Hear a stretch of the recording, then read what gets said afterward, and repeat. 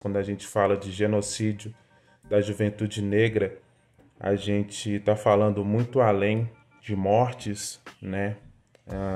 A gente está falando de um apagamento histórico, a gente está falando sobre todas essas questões ligadas ao racismo que nos cercam e muitas vezes são ignoradas ou a gente esquece de debatê-las. E falar sobre saúde mental da população preta é uma delas. O homem negro não se discute saúde mental, o homem negro não discute a sua saúde em si, quem dirá mental. Quando a gente fala de vulnerabilidade social, a gente está necessariamente falando também de vulnerabilidade psíquica. A gente não entende o social e o psíquico como separados ou disjuntos. Ao falar de vulnerabilidade social, a gente está se referindo a micro e macro processos de segregação, de vivências cotidianas de racismo, de acesso negado a direitos básicos, de violência simbólica e física, de escassez de recursos materiais. Todos esses fatores eles têm uma influência determinante sobre o psiquismo e sobre a subjetividade de cada um. Ou seja, eles vão afetar cada sujeito de uma forma, de acordo com sua história, com as suas vivências. Apesar do olhar desse outro social que segrega ser quase sempre o mesmo, a forma como a palavra, o olhar, a língua toca cada um é sempre único. Durante muito tempo eu ouvi que pobre não tinha depressão, não tinha ansiedade, porque o pobre não tem tempo para ter ansiedade, para ter depressão. E eu encarei isso muitas vezes como uma verdade na minha vida, até descobrir que isso é uma tremenda mentira. A gente sofre sim de depressão, a gente sofre sim de ansiedade, de outras doenças da mente.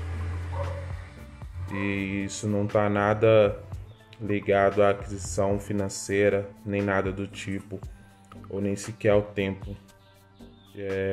Muitas vezes isso é ignorado quando a gente vai falar sobre a favela, sobre as comunidades. No Desembola a gente trabalha com adolescentes e a adolescência é para todo mundo um período de reconfiguração subjetiva, de mudanças corporais, pulsionais, identificatórias.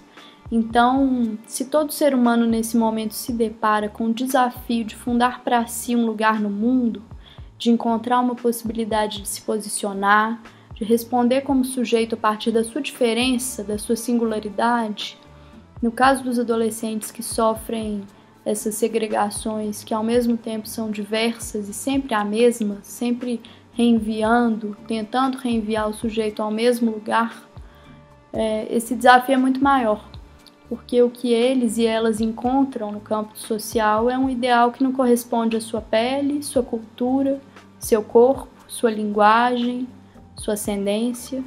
Assim, os adolescentes em situação de vulnerabilidade social estão o tempo todo se deparando com o risco de morte e encarando de forma brutal isso que a pandemia de início trouxe de alguma forma para o restante da população, a noção da vulnerabilidade da vida. Durante a pandemia, houveram fatores negativos mais presentes, né, sobre minha saúde mental.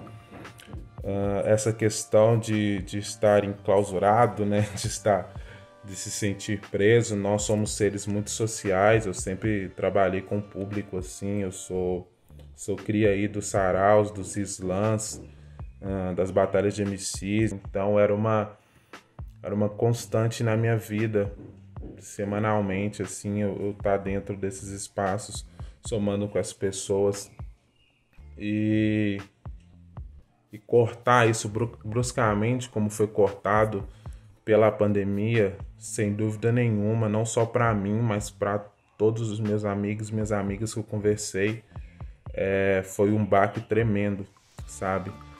Tanto na minha saúde mental, como questões de produção artísticas, né, que é intimamente ligada, né, quando a gente vai falar de uma arte tão íntima quanto é a poesia, por exemplo.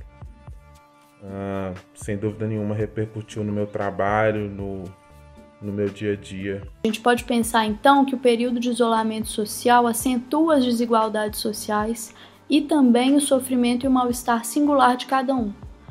É importante acentuar aqui a dimensão da singularidade, porque se de um lado a gente tem um mecanismo de poder, de necropoder, que atinge todo um grupo, no caso, jovens negros, a gente tem também formas singulares de responder às imposições, às limitações e às violências. A vulnerabilidade social e a vulnerabilidade psíquica são compostas de silenciamentos, de dinâmicas que alternam entre invisibilidade e hipervisibilidade dos sujeitos e dos corpos e de recusas diversas. Por isso, a fala, a escuta, a expressão e a criação podem ser ferramentas potentes para que cada sujeito invente seu lugar no mundo, ancorado na vida. Quando a gente está num momento como esse, a gente tem mais tempo para refletir, né? Para pensar, querendo ou não, a gente acaba ficando cerceado a si próprio, né? Então, eu passei muito tempo sozinho, muito tempo comigo mesmo. Uma das coisas importantes que eu decidi foi que eu precisava de terapia e que isso não é um problema, porque todas as pessoas precisam de terapia. A gente ignora muito esses processos, né? Como eu falei antes, e isso é extremamente perigoso, extremamente arriscado. A gente tá vendo uma juventude super doente da mente. Conheço uma série de amigos que sofrem com transtornos de ansiedade, crises do pânico, depressão, e isso são por causa dessas violências, dessas negações que a gente vai passando ao longo da nossa vida, sabe? Uma das coisas que influenciam positivamente na minha saúde mental, sem dúvida nenhuma, é estar produzindo junto com os meus, é estar perto dos meus.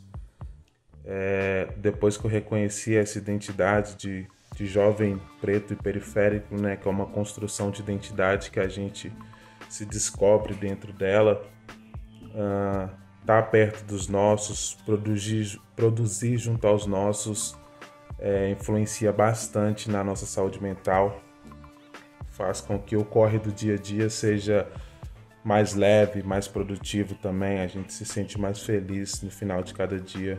A gente fala muito desse processo de aquilombamento, eu acho que esse processo de aquilombamento é justamente isso, é você estar perto de pessoas que se identificam com você, né? Que sejam um espelho. Que diz respeito à conexão com a vida, a gente pode dizer que é justamente a singularidade, a diferença que faz diferença.